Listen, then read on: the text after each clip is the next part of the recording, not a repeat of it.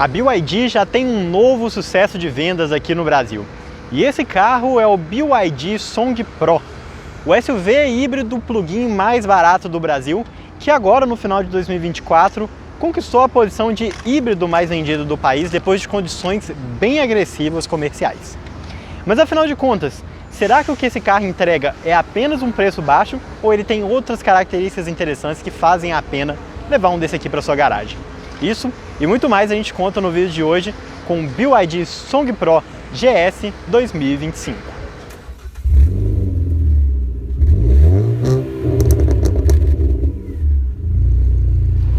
E se você for comprar um carro usado seminovo, não deixe de usar o serviço de consulta veicular Dá Olho no Carro.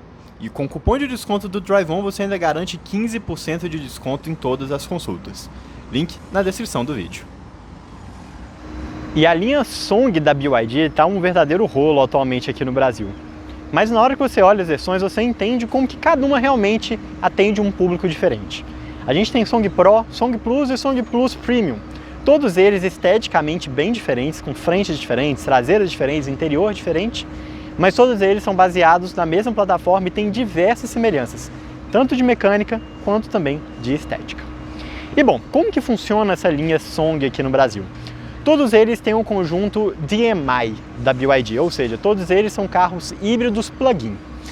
Aqui no Song Pro a gente tem duas versões, a versão GS de entrada, que tem baterias menores e alguns equipamentos a menos, a GS de topo de linha, que é essa que a gente está vendo aqui, que tem as baterias de 18 kWh, carregador por indução e os bancos elétricos para o motorista, e acima delas a gente já pula para o Song Plus. O Song Plus ele tem um visual diferente do Song Pro aqui, então esteticamente ele é bem diferente. E apesar de ter exatamente o mesmo conjunto mecânico que a gente encontra aqui nessa versão GS, ele tem ali vários equipamentos a mais de segurança e de comodidade e também algumas diferenças ali no interior para ser um carro com uma impressão de acabamento um pouquinho superior. E acima de tudo, ali no topo da linha Song, a gente tem o Song Plus Premium. O que é esse carro? Em outros mercados, inclusive, ele não chama Song, ele chama Seal. Então ele tem um visual ali que parece muito mais com um sedã Seal do que com o resto aqui da linha Song que a gente tem aqui. Então o visual externo é diferente, o interior também é um pouquinho diferente. Ele tem alguns equipamentos a mais, como o Som Premium, por exemplo. Só que a principal diferença aqui dessa versão de topo é que apesar de ter o mesmo conjunto de bateria de 18 kWh que a gente encontra aqui desde o Song Pro, ele tem um motor muito mais potente. Tanto o motor a combustão, que lá é 1.5 turbo, enquanto todos os outros são 1.5 aspirados, quanto o motor elétrico, que no resto da versão é apenas dianteiro e no Premium tem nas 4 rodas. Ou seja, a linha Song ela é toda de tração dianteira, com exceção da Premium, que é tração nas 4 rodas. Parece uma pequena bagunça, né? Mas tudo faz sentido quando a gente olha para o posicionamento. Então, o Song Pro aqui, ele briga ali mais embaixo. Ele vai brigar com Compass, com Taos e até mesmo ali com o Corolla Cross, que é um híbrido heavy. Acima disso, né, a gente tem ali o Song Plus. O Song Plus ali pro outro lado, ele já vai brigar um pouquinho mais com outros carros híbridos de fato, como o Haval H6 Heavy e o Haval H6 PHEV 19.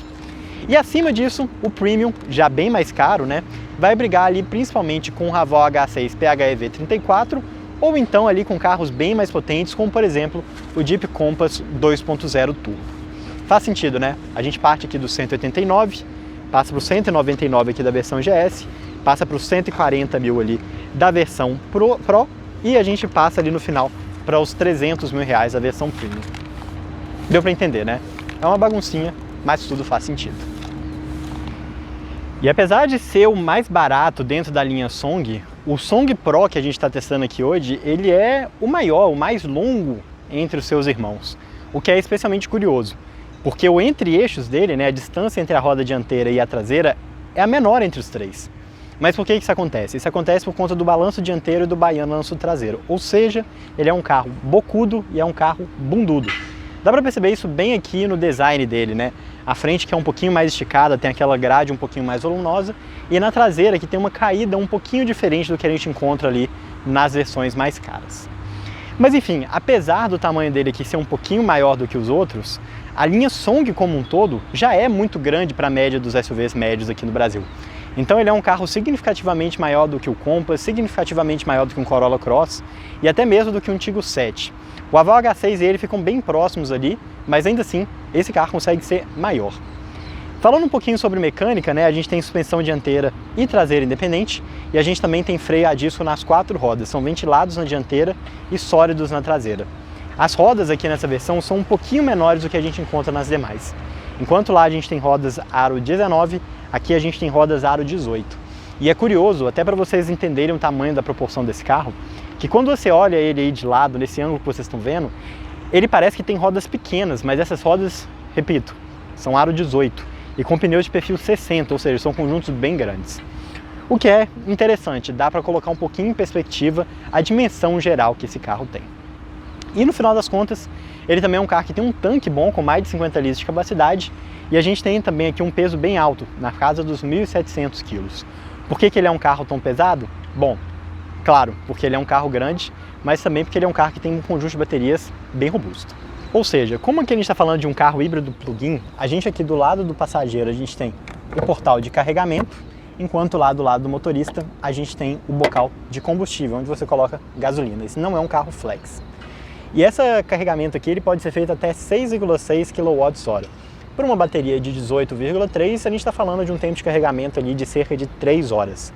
Lembrando que 6,6 não é velocidade de carregamento rápido, esse carro não tem essa capacidade. Então é a velocidade que você vai ter ali em um bom conjunto de carregamento residencial ou então em um daqueles carregadores públicos mais simples. Bem prático, né? A ideia daqui é bem em linha com o que a gente encontra nos híbridos plug-ins chineses no geral. É um carro principalmente elétrico, com uma bateria que tem praticamente a metade do tamanho da bateria do Dolphin Mini, só que tem um motor a combustão ali para quando ele é necessário. Mas se você quiser usar ele como um elétrico, você consegue. E com essa carga de bateria que você faz ali em cerca de 3 horas, você consegue rodar de 60 a 70 km ali em uma medida um pouquinho mais pessimista, mas chegando até os 100 km numa medida um pouquinho mais otimista. E essa autonomia, na hora que você soma aqui ao tanque de gasolina, que tem mais de 50 litros de capacidade, faz com que esse carro rode até 1.100 km, seja na cidade ou seja na estrada. Para falar a verdade, a diferença de consumo entre as duas situações no modo heavy, ou seja, no modo híbrido, não é tão diferente assim. Uma autonomia bem bacana, mas que não chega ali aos 1.200 km que a versão Pro faz. O que é curioso, né? Porque a gente está falando aqui de um carro, inclusive, mais leve. Vai entender, né? E essa boa autonomia aqui no modo híbrido desse carro vem, é claro, da sua grande bateria e do seu grande tanque de combustível, mas principalmente porque aqui embaixo do capô a gente tem um motor extremamente eficiente. A gente está falando aqui de um motor térmico 1.5 aspirado. É um motor bem fraco, que rende ali cerca de 120 cavalos. Ou seja, a ideia não é que você dependa desse motor para fazer o carro rodar, ele vai funcionar principalmente como um gerador para as baterias. Aqui a gente está falando de um motor muito econômico, muito eficiente e que funciona aqui de uma forma bem interessante nessa transição entre o modo elétrico e híbrido através de uma transmissão chamada ECVT, uma transmissão continuamente variável que, sinceramente, lá pelo lado de dentro você nem percebe que ela existe. Mas na hora que o motor elétrico e o motor a combustão estão funcionando em conjunto, é um carro que consegue entregar até 235 cavalos aqui nessa versão. O que pessoalmente eu acho um desempenho bem bacana. É um carro que faz um 0 a 100 aqui na faixa dos 7 a 8 segundos. De novo, números muito bons para um carro de 1.700 kg da dimensão que ele tem aqui. Muito mais rápido, principalmente, do que um Corolla Cross, que é um híbrido heavy, né? Não é um híbrido plug-in, com uma bateria bem menor e que vai fazer um 0 a 100 ali na casa dos 12 segundos, mais ou menos. Qual que é o problema de você ter aqui um conjunto híbrido que prioriza muito a bateria, o modo elétrico? É que na hora que você zera a capacidade de bateria desse carro, ou seja, você gastou toda a bateria dele, ele fica significativamente mais fraco do que quando você está rodando normalmente, mesmo com uma carga de bateria ali de 50%, 30% mais ou menos. Mas felizmente a BYD tem um sistema muito simples que você pode fazer para conseguir enfrentar ali viagens mais longas, principalmente de serra, através ali da central multimídia. Bora lá que eu te explico um pouquinho melhor como que ele funciona. E esse sistema aqui que você consegue ter esse uso aqui um pouquinho mais eficiente da bateria, você mexe aqui através da central multimídia nessa configuração aqui, olha. Você vai em configurações, energia, configurações SOC.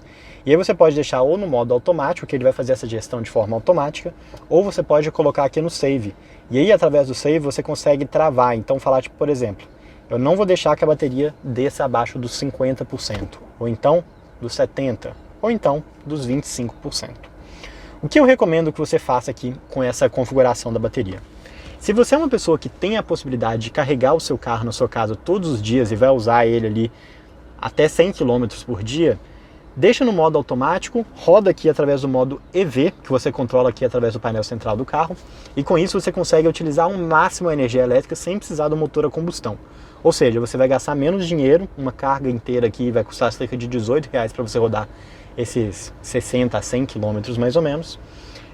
E na hora que você precisar de fazer uma viagem um pouquinho mais longa, aí eu recomendo que você deixe aqui no modo Save. Então coloca aqui, não precisa nem ser no 70%, mas vai colocar aqui no 50%, no 60% pelo menos, que aí você consegue, mesmo em uma estrada onde você tem uma subida de serra um pouquinho mais forte, conseguir manter essa carga de bateria num nível bem bacana e não ficar com o carro fraco demais. Esse problema aqui de ficar com o carro, entre aspas, fraco demais, era um pouquinho mais comum no Song Plus, na época que ele tinha um conjunto de bateria menor. Ele tinha um conjunto de bateria, se não me engano, de 7 ou 8 kW, perdão, de 9 kWh. Esse número agora, na versão GL aqui do Song Pro, já sobe para 12, nessa versão GS chega para 18. Então você gastar esses 18 kWh aqui em uma estrada, realmente você vai precisar de uma serra bem pesada, com ar-condicionado, carro cheio e tudo mais. Então essa preocupação aqui de ficar sem bateria e sofrer um pouquinho mais, deixou de ser um problema tão significativo aqui na linha Song, mas para quem quer cuidar um pouquinho mais, ainda é algo válido. E uma coisa que muita gente acaba se perguntando, né, é o que vale mais a pena. Afinal de contas, aqui nessa categoria dos SUVs médios, o que não faltam são opções de motorização diferentes aqui nos carros. Então a gente tem carros com motores 100% a combustão, como é, por exemplo, o caso do Compass. A gente tem alguns carros que são híbridos leve, como é, por exemplo, o caso do Tiggo 7. A gente tem alguns carros que são híbridos full heavy, que é, por exemplo, ali o cenário que a gente tem no Corolla Cross, híbrido plug-in, que é o que a gente encontra aqui na linha Song, ou até mesmo 100% elétricos, como é o caso ali do Yuan Plus. Afinal de contas, o que vale mais a pena para você? Se você vai rodar 100% na cidade e nunca vai pegar a estrada com carro, um carro 100% elétrico parece uma opção interessante, principalmente se você tiver um lugar para carregar dentro da sua casa ou no trabalho. Agora, se você tem um lugar ali para carregar no trabalho ou em casa, mas você vai pegar a estrada também, os híbridos plug-ins são a melhor opção para você. Agora, se você vai pegar um pouquinho de estrada, um pouco de cidade, mas você não tem a opção de onde carregar o seu carro e vai ficar dependendo ali de postos de carregamentos públicos, aí eu recomendo mais que você vá para um híbrido heavy, um híbrido full. Aí você pode pegar o Corolla Cross ou então um Raval H6 HEV. E se você não tem nem um pouco de ligar, não está nem aí para economia de combustível, você quer um motor um pouco mais forte, você não está ligando para eletrificação, aí você pode ir ali para um carro 100% a combustão, pode pegar ali até um Compass 2.0 Trailhawk, que é bem potente, por exemplo, ou ir para um caso de um híbrido leve, que, para falar a verdade, nem é um carro híbrido de verdade. É um carro a combustão que tem ali um pequeno motor elétrico que ajuda em arrancadas, que vai fazer com que o carro seja, sei lá, 10% mais econômico, mas não tem uma experiência significativamente diferente do que você encontra aqui em um carro híbrido plug-in, por exemplo. Então, no final das contas, as pessoas costumam gostar de respostas simples para perguntas complexas.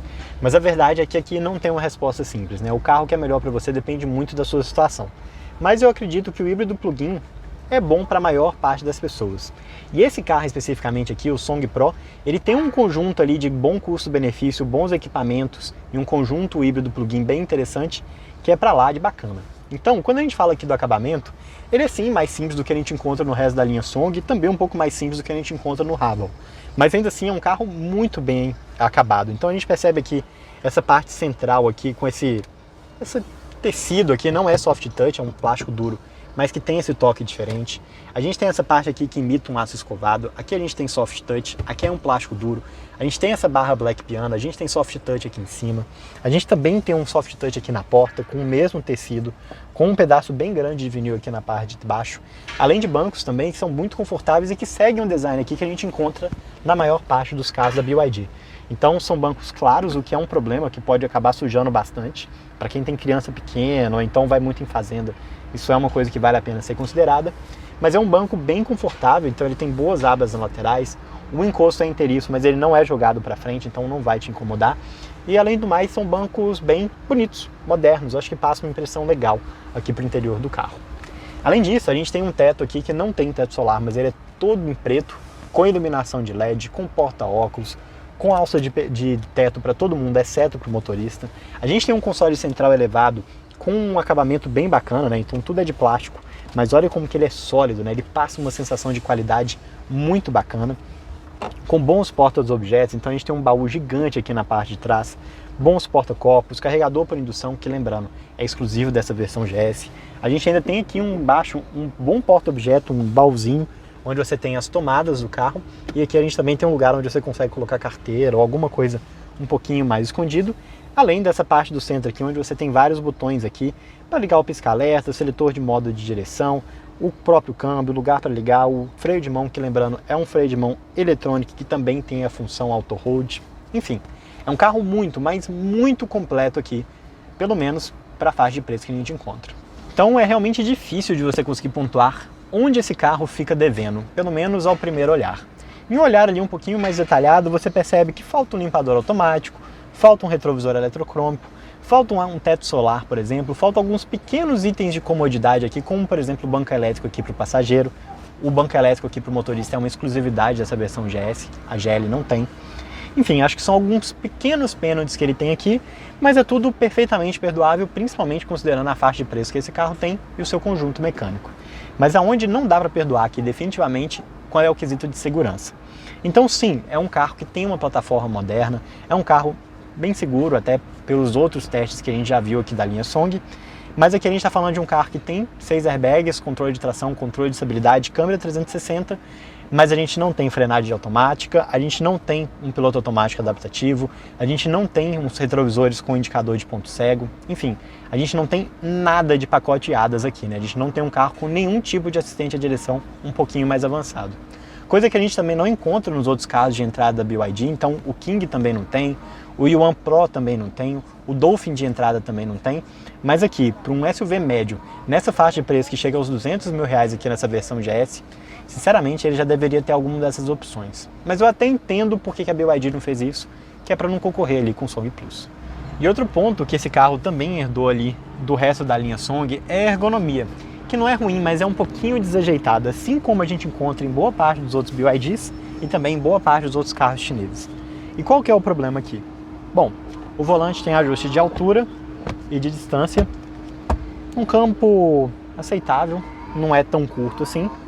O assento também ele tem os ajustes elétricos aqui, tanto do encosto quanto do assento, para frente e para trás, e também de altura. Lembrando que a altura aqui ele sobe o assento como um todo, né? Ele não tem um ajuste individual ali da parte da frente. O que indica que ao primeiro momento, principalmente por ter também aqui o ajuste de cinto de segurança, que tudo vai ser legal. Mas é um pouquinho difícil de se encontrar aqui dentro do carro, pelo menos para mim, com meus 1,77 m, uma estatura bem padrão aqui para o público brasileiro. Por que isso? Repara como que para ficar aqui com uma posição boa para a perna, olha, então minha perna está com um bom suporte aqui no encosto, um bom suporte aqui do outro lado, eu preciso ficar bem distante aqui do volante. E o volante está na posição mais próxima de mim. Repara, olha, aqui eu estou com uma pequena angulação, mas na hora que eu vou virar o volante, olha, eu estou totalmente esticado, o que, lembrando, não é a posição ideal. Só que aí, na hora que eu chego o encosto aqui um pouquinho mais para frente, eu já fico com o braço na posição legal, a perna na posição legal, mas eu já fico muito jogado para frente no banco. Eu sinto que eu estou quase que caindo aqui na vertical. E aí eu vou tentar solucionar de novo, vou colocar o assento aqui um pouquinho mais para perto, olha, agora sim, com o ângulo do braço um pouquinho melhor. Só que qual que é o problema? Agora minha perna já não tem um bom suporte, principalmente aqui no pedal do freio do acelerador, olha. Ela fica solta, então por mais que o banco não seja curto, eu não consigo ter um bom suporte aqui para minha perna. Qual que é a minha hipótese do motivo que isso acontece? Isso é por uma simples questão ergonômica aqui dos brasileiros e dos chineses. A estatura média na China é um pouquinho mais baixa aqui no Brasil, e principalmente dos membros, né? As pessoas têm pernas, braços um pouquinho mais curtos. Então, provavelmente, para a altura média aqui de um chinês, esse carro está perfeitamente bem ajustado. Mas aqui para o brasileiro, ele fica um pouquinho estranho e é uma coisa um pouco incomum nessa categoria, principalmente na hora que a gente compara ali com seus principais concorrentes nacionais, né? O Compass e o Corolla Cross, que são carros que têm uma ergonomia bem bacana, muito confortável e muito fácil de se encontrar. Outra limitação natural que acontece aqui é que a gente está falando de um carro feito para uma plataforma de carros elétricos e híbridos. Então a gente tem a preparação aqui no assoalho para ter um conjunto de bateria, não só os 18 kWh que a gente tem aqui, mas inclusive conjuntos bem maiores ali que a gente encontra em outros carros aqui com essa mesma plataforma. Então isso acaba fazendo com que o assento fique em uma posição um pouquinho mais alta. Por mais que eu tenha um espaço muito bom aqui para minha cabeça, isso acaba sendo um pouquinho estranho para a perna. Eu acho que as montadoras ainda estão ajustando um pouquinho em relação a isso. Até pouco tempo atrás, quando a gente falava de carros elétricos e híbridos, a gente geralmente tinha uma ergonomia muito estranha. Realmente eram assoalhos muito altos, bancos baixos que eram um pouquinho estranhos. Agora eu sinto que as montadoras estão fazendo o carro um pouquinho mais alto, né? Então, com uma distância um pouquinho maior entre o assoalho e o teto, que faz com que a ergonomia fique um pouquinho melhor, mas eu acho que eles ainda não conseguiram chegar ali no ponto ideal. Mais uma coisa aqui que a BYD sabe fazer muito bem e que é reconhecida desde os seus carros de entrada, desde lá do Dolphin Mini até os seus carros mais completos, é aqui o conjunto de central multimídia e tela aqui do painel, que além de passar a impressão muito boa, tem uma usabilidade também muito fácil. E o painel de instrumentos que a gente encontra aqui no Song Pro, ele é um pouquinho menor do que a gente encontra ali no Song Plus, mas ainda assim é uma tela bem grande. E ele fica nessa posição meio flutuante aqui, que eu pessoalmente não acho tão bonito, mas pelo menos ela é bem fácil de ler aqui. Ele tem dois modos de visualização, então ele tem esse modo luz e também o modo escuro. A única coisa que muda realmente aqui é a cor de fundo. Vou deixar no modo claro aqui, só para a gente variar um pouquinho, mas eu prefiro a leitura do modo escuro. Aqui do lado esquerdo a gente sempre tem um indicador de força, então quando ele está na partezinha verde ele está recarregando a bateria, quando ele está no modo Eco ele está andando ali de uma forma econômica e quando ele está no modo Power ele já está gastando ali a bateria e tendo o motor a combustão usado de uma forma um pouquinho mais intensa. Do lado direito ali a gente tem um indicador de velocidade, lembrando que esse carro aqui tem uma velocidade máxima ali na casa dos 170, 180 km por hora. Aqui na parte de baixo a gente tem dois indicadores de autonomia, então do lado esquerdo a gente tem o indicador de autonomia da bateria, que está aqui em 63 km, então a gente está com bateria aqui mais ou menos 67, 68% mais ou menos. E do lado de cá a gente tem um indicador do tanque de combustível, que está em 899 km e a gente está com um tanque praticamente cheio. Aqui em cima também a gente tem aqui um indicador do modo de condução, então aqui você tem o modo EV, que ele vai priorizar o carro, o motor elétrico, ou então o modo Heavy, que vai fazer um mix aqui entre o modo elétrico e a combustão, então isso significa Hybrid Electric Vehicle, e esse aqui Electric Vehicle. E aqui a gente tem um indicador de marcha e aqui também um indicador do modo de condução, então a gente tem aqui o modo Eco, e aqui a gente pode colocar no modo Sport, que vai priorizar o desempenho, no modo normal, que vai fazer uma gestão média aqui entre os dois. Mas eu pessoalmente gosto bastante do modo Eco, não acho que ele fica muito lento, com o acelerador ruim ou qualquer coisa desse tipo. Para mexer aqui nesse painel, né, no computador de bordo que a gente tem aqui no meio, você pode mexer aqui através desse botão. Então aqui você tem informações de consumo médio, de pressão de pneu. Aqui você também tem um cronômetro, tem a tela principal que você limpa ali toda a tela. Consegue mexer em funções aqui de temperatura do ar-condicionado e também de força do ventilador do ar-condicionado. Tem aqui também o indicador de condição do veículo e também o famoso temporizador, que eu acho um negócio muito maluco, que é um lugar onde você consegue marcar o 0 a 100 do seu carro. E aqui do lado a gente volta aqui para o computador de bordo, onde você vê as informações de consumo, de força, o gráfico de energia e essas outras funções mais comuns. Então um painel de instrumentos bem simples, eu acho que ele não tem grandes funções, mas ele é super fácil de usar. E eu acho que ele tem basicamente todos os indicadores que você precisa ali para o dia a dia. Eu não consigo pensar em funções adicionais que ele poderia aqui, além, é claro, ali de funções de odômetro, né, parcial, para você medir o consumo de combustível, um pouquinho mais fáceis de mexer, mas isso aí é uma reclamação bem detalhista aqui, frente a um painel que funciona perfeitamente bem.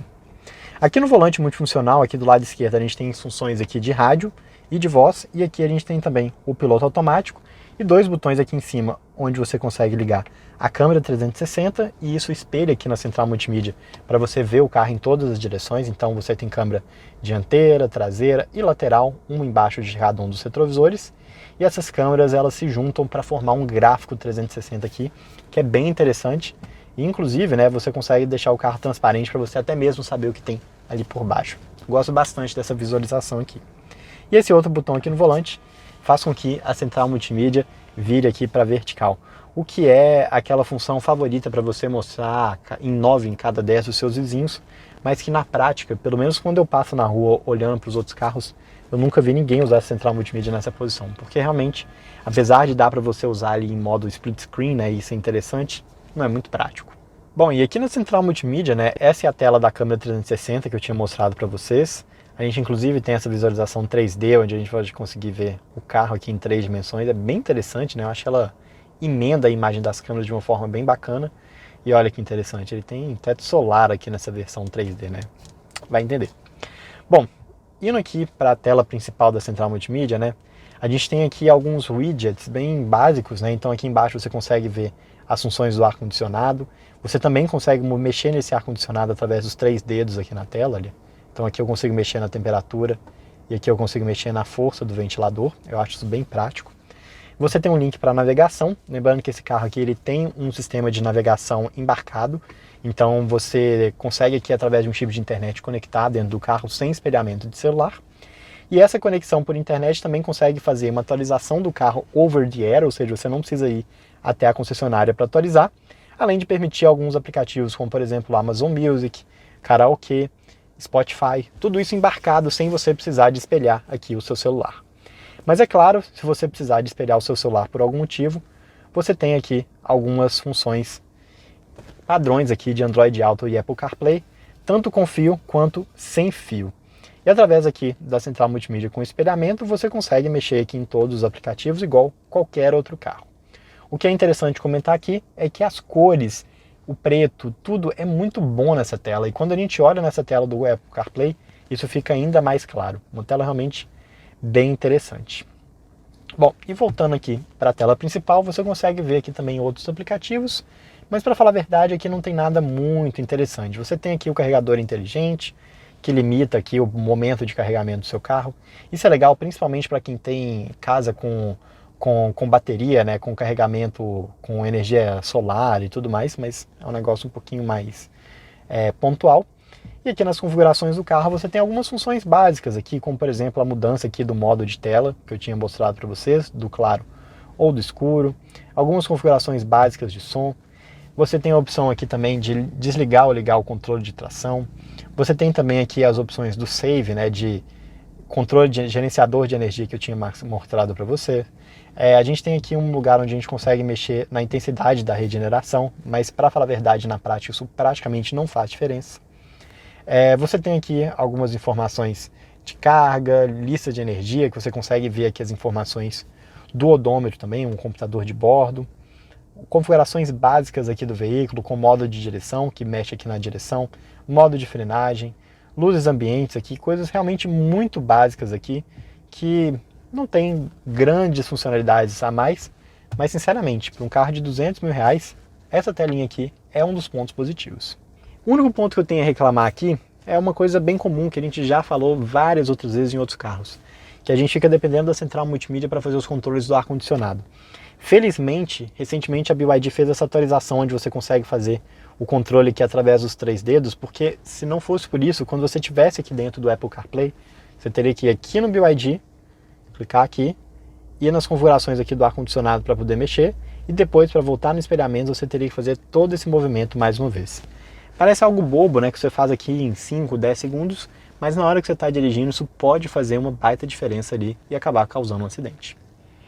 E aqui no banco traseiro do Song Pro, o espaço para as pernas é muito bom. A gente está falando de um carro que tem cerca de 8 a 10 dedos aqui entre meu joelho e o banco para frente, e a gente tem um banco bem longo. Só que aqui, né, um assoalho um pouquinho mais alto por conta do conjunto de baterias que fica aqui no assoalho. Só que o que mais me incomodou aqui é essa inclinação do banco. Cara, esse banco está muito na vertical. Mas é claro que você pode mexer nisso, né? Então aqui você tem a opção aqui de mexer na inclinação no banco. Essa é a posição mais vertical e essa é a posição mais deitada. Tudo isso você faz através de uma alavanquinha aqui na lateral, que você usa tanto aqui para dobrar o banco, que ele fica inclusive com o assoalho 100% plano, como você pode mexer aqui na inclinação até chegar aqui no limite, onde, de novo, agora a gente está tão deitado que já não está mais confortável. Prefiro deixar aqui no meio termo, onde eu consigo ganhar um pouquinho mais de espaço lá do porta-mala e ainda ter um carro bem bacana aqui de andar no banco de trás. Mas retomando, brincadeiras à parte, é um carro que realmente tem um espaço muito bom para a perna. O entre-eixos mais curto aqui dele, se comparado ao Pro, praticamente não faz diferença aqui pelo lado de dentro, o espaço é mais do que o suficiente, é melhor do que todos os outros SUVs médios que a gente tem aqui no Brasil, principalmente quando a gente compara ali com o Corolla Cross, que é o seu grande concorrente ali em preço. Só que aqui a gente tem as limitações naturais que a gente encontra em qualquer carro com um conjunto de baterias maiores. Então, como o conjunto de bateria fica aqui no assoalho, a gente tem um assoalho 100% plano, então você consegue passar o pé aqui de um lado para o outro sem problema, mas repara como que a minha perna, olha, ela fica um pouco mais dobrada do que deveria. E mesmo eu esticando para tentar colocar aqui no banco de trás, ainda assim eu não tenho um bom apoio. Isso pode acabar sendo um pouquinho cansativo em uma viagem mais longa, mas acho que, de novo, é aquele ponto que eu tinha comentado para vocês. Já foi pior. Já dirigi outros carros elétricos um pouquinho mais antigos que o assoalho fica ainda mais alto. Aqui eu acho que chegou no meio termo que é aceitável. Mas principalmente considerando que eu tenho, sei lá, 7, 8 dedos de espaço entre a minha cabeça e o teto, a gente poderia ter um banco um pouquinho mais alto que eu acho que seria um pouco mais interessante. O acabamento aqui na traseira segue o mesmo padrão que a gente encontra lá na frente, então bons bancos com acabamento claro, a porta 100% em soft touch, vinil aqui no meio, a gente não tem nenhum tipo de simplificação se comparado ao carro lá da frente, com um bom porta-objeto aqui, um porta-garrafa na parte de baixo. A gente também tem encosto de braço aqui no assento do meio, então com 2 porta-copos ele fica numa altura bem ok. Ele não é regulável, né, mas ele é um pouquinho mais duro no final, ou seja, eu consigo ficar nessa posição, ou se eu fizer um pouquinho mais de peso, eu desço aqui nessa posição que é um pouquinho mais deitado. Mas é um bom encosto de braço e felizmente, apesar dele ser um pouquinho saltado, ele não deixa esse assento do meio tão duro assim. Outra coisa que é legal de comentar é que a gente tem saídas de ar-condicionado aqui na traseira. O ar-condicionado é automático digital de 2 zonas, então do lado esquerdo e do lado direito a gente tem 2 configurações diferentes, mas os bancos traseiros são iguais aos do lado da frente. Aqui embaixo a gente tem a entrada USB, uma USB-A e uma USB-C, lá na frente são só USB-A, e aqui um pequeno porta-objeto que é até bem fundo, que dá para você colocar um celular, uma carteira ou algo do tipo. Realmente, a acomodação aqui atrás é bem razoável, com iluminação LED, com alça PQP, é difícil de reclamar alguma coisa aqui no banco traseiro. E o mais interessante é que além dele ser um carro longo, ele também é um carro significativamente mais largo do que boa parte dos SUVs médios. Então olha, mesmo ficando aqui numa posição relativamente distante da porta, olha, eu não estou apertado, repara a dificuldade que eu tenho de encostar aqui do outro lado do carro. Ou seja, ele vai ser um carro muito, mas muito melhor de levar 5 ocupantes do que a gente encontra ali no Compass e no Corolla Cross, que são carros dimensionalmente pelo lado de fora um pouquinho menor aqui do que o Song, mas pelo lado de dentro a diferença é bem grande. Aqui a gente tem um carro muito, mas muito maior. A própria sensação de amplitude daqui é muito boa. E como um bom carro que acaba deixando várias surpresas positivas, olha que legal, na hora que a gente chegou o banco aqui para frente, a gente reparou que a gente também tem saída de ar-condicionado aqui no assoalho. Bem interessante, né? Geralmente quando os carros têm a saída aqui para os passageiros de trás no console central, a gente perde aquela saída ali, mas não é o caso aqui do Song Pro. Bacana. E olhando aqui na traseira do Song Pro, né, é um dos pontos que eu não gosto muito desse carro. Eu acho a traseira dele um pouco genérica demais. É muito fácil de você não reconhecer esse carro na rua. Ao contrário do nome, que está escrito BYD aqui em cima e BYD aqui de novo, né? Poderia ser só um Song Pro aqui. Enfim, acho uma traseira um pouquinho genérica, mas uma coisa que é inegável aqui é que um grande diferencial que esse carro tem aqui nessa faixa de preço é o porta-mala com abertura elétrica. Então basta clicar um botão, ele se abre aqui para você, e com isso você consegue acessar o porta-mala de mais de 500 litros aqui, número segundo a BYD. O fato de a gente ter o banco traseiro ali que consegue mudar a inclinação também é legal, porque faz com que você ganhe alguns centímetros a mais aqui no porta-mala, que numa viagem pode fazer toda a diferença. O acabamento também é muito bom, inclusive da tampeta, olha, a gente tem uma tampeta de fibra que é bem sólida e ela tem essa solução aqui bem interessante de ser bipartida. Então, apesar da inclinação aqui do porta-mala não favorecer muito, a gente consegue ter essa tampeta que é atrás. Eu acho que vários carros poderiam aprender um pouquinho com isso, o próprio Song Pro, o Song Plus poderia, outros carros aqui como o Corolla Cross poderia, outros carros como o Fastback poderiam. Dá para você fazer uma solução legal aqui com essas tampas bipartidas. Só que onde começam os problemas aqui no carro? Primeiro, a gente está falando de um porta-mala que é fundo, mas repara como que ele é baixo. A gente não tem espaço para colocar uma mala em pé aqui, ou então até uma mala um pouquinho mais gordinha não caberia muito bem. E aqui na parte de baixo você pode até pensar, pô, vai ter um step, vai ter um espaço a mais, mas não. Aqui a gente tem um conjunto aqui de carregador, né? Ele tem um modo V2L, que você consegue usar isso como uma extensão para carregar coisas da sua casa. A gente tem ali o kit de reparo do pneu, então a gente não tem step, e o triângulo aqui no cantinho. Basicamente o espaço que a gente tem extra é esse aqui, que seria onde você deixaria o seu carregador residencial. Mas, enfim, eu acho que não é um porta-mala com uma litragem tão boa quanto ele parece ter de acordo com os números. E inclusive eu já estou adiantando, eu vou colocar isso mais uma vez como um dos pontos negativos desse carro lá na conclusão. Eu tenho certeza que muita gente vai criticar, mas a verdade é que não tem jeito. A forma com que a BYD mede essa capacidade do porta-mala aqui não faz jus para o tamanho real que ele tem aqui. Afinal de contas, ouso dizer que esse porta-mala é mais ou menos do mesmo tamanho ali do Compass. Comparando ele com o Song Pro, a gente está falando aqui de um porta-mala um pouquinho menor, uma diferença ali de 20, 30 litros, mas não é algo tão significativo aqui. Isso vem principalmente aqui do caimento da traseira. Para fechar o porta-mala, né, você tem todo esse acabamento aqui na parte de dentro, você tem um puxador, mas provavelmente você não vai precisar, porque como você tem um botãozinho aqui, basta você clicar o botão para fechar aqui a tampa do porta-mala, e do mesmo jeito que ele tem abertura elétrica, ele também tem o fechamento elétrico. E essa mesma ação de abrir e fechar, você consegue fazer lá pelo lado de dentro através de um botãozinho no painel. Então bora começar a nossa volta aqui com o BYD Song Pro. E assim como a gente encontra nos demais carros da BYD, na hora que você entra aqui pelo lado de dentro, basta você colocar o carro aqui em modo drive e ele já fica pronto aqui para você dirigir. A primeira sensação que você tem aqui é de não estar em um carro tão grande quanto a gente vê ali nas dimensões externas, o que, para falar a verdade, é algo bem positivo, porque um carro grande como esse em cidades, com trânsito cheio, como é o caso aqui de São Paulo, cheio de moto e tudo mais, pode acabar sendo um pouquinho assustador ali para as pessoas menos experientes, mas definitivamente não é o caso aqui. Eu acho que a posição de dirigir, a câmera 360, todos esses pontos ajudam a você ficar um pouquinho mais seguro aqui no interior em relação a essas dimensões avantajadas que a gente encontra aqui. E já que a gente está falando de um carro potente, né? Bora começar a nossa volta aqui já colocando no modo esporte, mexendo aqui para a gente colocar o nosso contador de 0 a 100, que pelo amor de Deus, para que esses carros da BYD tem isso? Mas bora lá. Tô parado aqui, acelerando em 3, 2, 1, pisei. O carro anda bem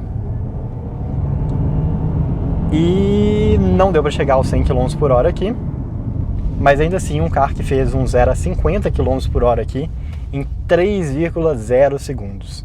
E de acordo aqui com a medição do painel, a melhor medição de 0 a 100 aqui já feita nele foi de 7,3 segundos. Ou seja, é um carro muito rápido.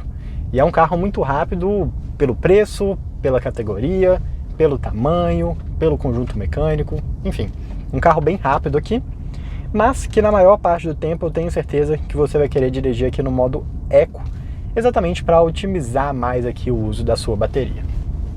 E quando você está aqui no modo Eco, você consegue aproveitar esse carro da forma com que ele foi feito para ser aproveitado, que é como um carro tranquilo, fácil de dirigir no dia a dia. Ponto positivo aqui, sem dúvida alguma, suspensão. Eu acho que a BYD tem mostrado suspensões cada vez melhores, e essa aqui é um dos exemplos, uma suspensão extremamente confortável, é uma suspensão muito macia, mas que não passa em segurança. É um carro que tem aqui essa união entre o motor a combustão e o motor elétrico, casada de uma forma muito boa. Essa transmissão ECVT é realmente bem bacana. Você não sente essa transição entre elétrico a combustão, você não ouve a vibração do motor a combustão, você não ouve barulho do motor a combustão. Você no máximo sente no momento que ele liga aqui nos pedais do acelerador e do freio, mas é realmente um detalhe muito pequeno. É realmente aquele pequena vibração ali só para você reparar de, opa, tem alguma coisa aqui acontecendo. Mas no geral, esses conjuntos funcionam muito bem. E o fato daqui a gente está falando de um carro que tem um motor elétrico mais forte do que o motor a combustão e que funciona na maior parte do tempo como um carro elétrico e não como um carro híbrido a combustão, faz com que seja um carro especialmente gostoso de dirigir na cidade. É silencioso, é suave, tem um bom torque ali na hora que você precisa de fazer uma arrancada um pouquinho mais forte. Mesmo no modo Eco, ele continua tendo uma boa resposta. O único ponto que eu tenho de crítica aqui, um pouquinho mais pesada sobre a sensação de dirigir esse carro, é claro, tem o ponto da ergonomia que eu tinha comentado com vocês aqui, na posição dos pedais e tudo mais. E o outro ponto é o ajuste de direção. A gente está falando de um carro que tem uma direção que, no centro, além de leve, ela é um pouquinho boba. E por conta dessa suspensão macia que o carro tem, a sensação que você tem é de um carro levemente balançante, principalmente para as pessoas que estão ali no banco de trás. Aqui na frente até que você não sente tanto. Mas é apenas um pequeno detalhe na direção de um carro que, no geral, é realmente bem gostoso de dirigir na cidade. Quando o assunto são os pedais, a gente, é claro, está falando de um carro que tem um motor elétrico forte. Então, falta de resposta você não tem aqui. Esse pedal do acelerador, no modo Sport principalmente, fica bem espertinho, então é um carro que tem respostas rápidas. Mesmo no modo Eco, ele continua tendo boas respostas, você não tem aquela sensação de um carro um pouco letárgico, que demora a responder ou qualquer coisa desse tipo. E na hora que você passa aqui nessas imperfeições da cidade, cara, isolamento de suspensão, curso de suspensão, batente que é muito difícil de chegar no limite, tudo isso mostra aqui que a gente está falando de um carro que tem como foco principal realmente o conforto. E se esse é o foco dele, definitivamente ele cumpre bem esse papel. Além da direção, outro ponto que eu tenho a criticar aqui desse carro é um pouco sobre a sensação do pedal do freio especificamente. Não é um pedal do freio ruim, borrachudo, qualquer coisa desse tipo, mas ele tem uma progressividade que não é tão legal. Curioso que nos outros carros da BYD que a gente já testou no canal, isso nunca foi um ponto que a gente reclamou. Mas aqui no Song Pro, parece que alguma coisa não está muito bem encaixada. Então logo quando você dá toque leve no pedal do freio, você já sente o carro freando. Nesse momento, ainda com o motor regenerando energia para as baterias. Então você não está falando de um freio mecânico. E você continua freando um pouquinho mais pesado e o carro continua ainda nesse freio regenerativo. Só que parece que entre o momento que o freio regenerativo chega no seu limite e a hora que você entra ali no momento de realmente usar os freios mecânicos ali que estão nas rodas do carro, tem um buraco um pouquinho estranho que faz com que o pedal seja responsivo, depois ele tem um buraco e aí ele volta a ser responsivo novamente. É um detalhe pequeno, eu não duvido que isso possa variar de acordo com as versões. Inclusive, eu cheguei a mexer aqui um pouquinho no modo de regeneração aqui na central multimídia para ver se tinha alguma coisa relacionada a isso. Mas infelizmente não. Realmente a gente tem aqui um pedal que tem esse comportamento um pouco estranho aqui no freio. Mas no geral, cara, é um carro gostosinho de dirigir. Não é um carro que empolga, não é um carro para entusiastas, não é um carro para quem gosta de dirigir, mas é um ótimo carro para quem quer um bom meio de transporte para a família, andar na cidade, pegar uma estrada de vez em quando e usar nessas situações medianas do dia a dia, que no final das contas é o que a maior parte das pessoas que compram um SUV médio procuram. Quem quer um carro de bom desempenho, bem provavelmente vai para um sedã, ou até mesmo vai para um SUV, mas vai querer um carro a combustão ou um 100% elétrico, você vai ter aquela patada de torque, que sem dúvida é bem legal. Aqui a gente tem um meio termo perfeitamente mediano. E por fim, vamos falar sobre consumo de combustível.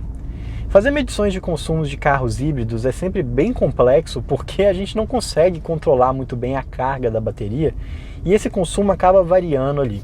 Mas felizmente, por conta desse modo save que a gente tem aqui no BYD, a gente consegue ter uma aproximação um pouco melhor do que seria um consumo real desse carro no modo híbrido.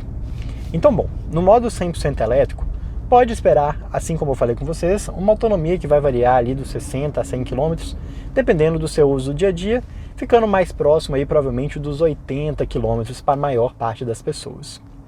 Quando a gente está falando de um carro que está rodando no modo híbrido, no modo heavy, seja com bateria a 30, 50, 70%, mas com o objetivo de manter, de estabilizar essa carga, você pode esperar um consumo na cidade que vai variar entre os 13 e 14 nos piores cenários, 15 no cenário um pouquinho mais realista, e que vai chegar ali num consumo um pouquinho mais leve, a beirar os 20 km por litro. Um consumo que é muito bom e que vale ressaltar, é inclusive melhor do que o Corolla Cross no modo híbrido convencional. Além disso, se você quiser recarregar um pouco mais essa bateria, é óbvio, esse consumo vai cair um pouquinho, e se você quiser priorizar o modo elétrico, mas sem ter medo de consumir essa bateria, você pode rodar aí fazendo consumos na faixa dos 30, 40 km por litro, mas é claro, consumindo também ao mesmo tempo a carga da bateria do seu carro. Enfim, um carro muito econômico na cidade e que na estrada também vai alcançar bons números. A gente ainda não conseguiu testar esse carro aqui, mas a gente vai testar em breve, eu já vou deixar aqui na tela os números que a gente conseguiu aqui na estrada, Mas para vocês terem uma ideia aqui já de uma vez, o número que outros jornalistas falam aqui estão na casa dos 14 a 15 km por litro, novamente usando o modo Save, ou seja, mantendo a carga da bateria para maximizar a autonomia do carro. É um carro bem interessante, reforço, não é um carro para entusiasta, não é um carro para quem gosta de dirigir, mas é um ótimo carro para o dia a dia e para o que, novamente, a maior parte das pessoas procuram em um SUV médio. Tecnologia, suavidade, bom consumo de combustível e uma dirigibilidade confortável para levar a família, amigos e dirigir na estrada e na estrada de vez em quando. E depois de dar a nossa volta aqui com o BYD Song Pro, conhecer um pouquinho mais sobre o seu motor, sobre seus equipamentos, sua dirigibilidade, seu espaço interno, vale voltar para aquela pergunta que eu fiz lá no início do vídeo. Esse carro é mais do que um carro barato, mais do que o SUV plug-in mais barato do Brasil? E olha, os seus pontos positivos, sem dúvida, indicam que sim. É claro, o seu primeiro ponto positivo é o preço. Não tem como negar. R$200 mil aqui por essa versão GS, 190 pela versão GL, já era um preço bem interessante.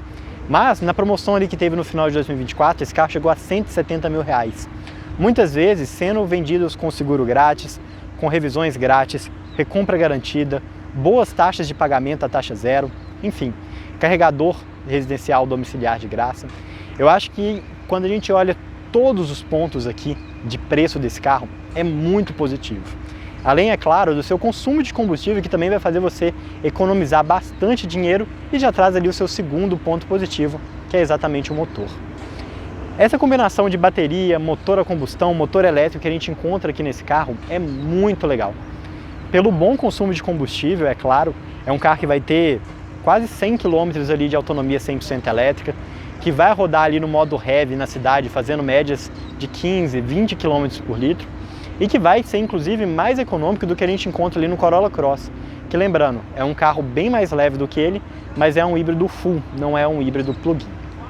Além disso, além de toda essa economia, a gente também tem um carro que tem um bom desempenho no 0 a 100 na faixa dos 7 segundos e também uma boa retomada. Até no modo Eco, no modo Heavy, no modo EV, em todas as situações, é um carro que vai ter ali um desempenho bem bacana. E por fim, o terceiro ponto aqui desse carro é o seu bom espaço interno. É claro, o assoalho é um pouquinho mais alto, mas o espaço que você tem para as pernas, para a cabeça, lateral, na frente, atrás, é realmente muito bom. E ele ainda tem esses pequenos detalhes, como por exemplo o banco traseiro, que você consegue mexer na inclinação, que fazem com que esse espaço interno fique ainda melhor. Eu sinceramente acho que vale resumir esse carro como o metro quadrado mais barato do Brasil.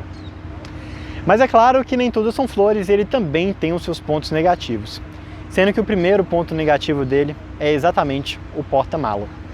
De novo, 500 litros não é pouco. E eu não duvido que esse porta-mala seja maior do que o Corolla Cross e o Compass. Mas vale lembrar que aqui nesse caso, a gente não tem nenhum tipo de step. Você fica dependendo ali de um kit de reparo. E a utilização desse porta-mala também não é das melhores. É um porta-mala um pouquinho mais achatado que você não conseguiria colocar malas em pé. Parece um detalhe chato que eu fico batendo nessa tecla do porta-mala, mas realmente essa medida é um pouquinho estranha e a utilização aqui realmente não é das melhores. E o segundo ponto negativo aqui desse carro é a sua ergonomia. É legal que ele é um carro que tem banco elétrico aqui nessa versão mais completa, é legal que ele tem ajuste do cinto de segurança em todas as versões, tem ajuste de altura e profundidade do volante, mas realmente, assim como boa parte dos outros carros da BYD e também outros carros de origem chinesa, o ajuste aqui de distância do volante, dos pedais, do banco, não é legal. Eu acabo não conseguindo um apoio muito bom para minha coxa em um carro que, sinceramente, tem espaço de sobra. Não era para ter essa limitação. E o terceiro ponto negativo dele aqui é algo que eu sei que muitas outras pessoas já reclamaram, que é a ausência de um sistema de segurança mais avançado, o ADAS. É claro, é um carro que tem 6 airbags, controle de tração, controle de estabilidade, mas falta aqui um leitor de placa, um piloto automático adaptativo, um sistema de frenagem de emergência, um aviso aqui de ponto cego, enfim, vários pequenos detalhes que a gente vai encontrar ali nos carros mais completos, inclusive a gente tem ali no BYD Song Plus, mas aqui no Song Pro, por R$200 mil, ele deveria já ter pelo menos uma partezinha desses sistemas. A categoria dos SUVs médios passa constantemente aqui pelo canal, e eu e o Davi a gente sempre tem uma conclusão meio que única, que aqui a gente está falando de uma categoria que cobra caro oferecendo não muito mais do que a gente encontra ali nos compactos. Mas a verdade é que apesar de ter esse preço um pouquinho mais salgado e ter essa visão de custo-benefício um pouquinho deturpada, o que não faltam aqui nessa categoria são carros com perfis diferentes para compradores diferentes. Mas se você procura algo um pouquinho mais tecnológico, você já flerta um pouquinho ali com a eletrificação, quer um carro um pouquinho mais moderno, com bom espaço interno e ainda assim um bom custo-benefício, esse carro aqui é sem dúvida a melhor opção para você. Não é um carro para quem gosta de dirigir, longe disso. É um carro bem macio, bem tranquilo, bem suave, bem confortável. É um carro para você usar no dia a dia, para você ter aquele gostinho de experimentar um carro elétrico no dia de semana, sem abrir mão ao mesmo tempo de ter uma boa autonomia para quando for fazer uma viagem aos finais de semana e nas férias. Então, no final das contas, é um carro para lá de recomendável.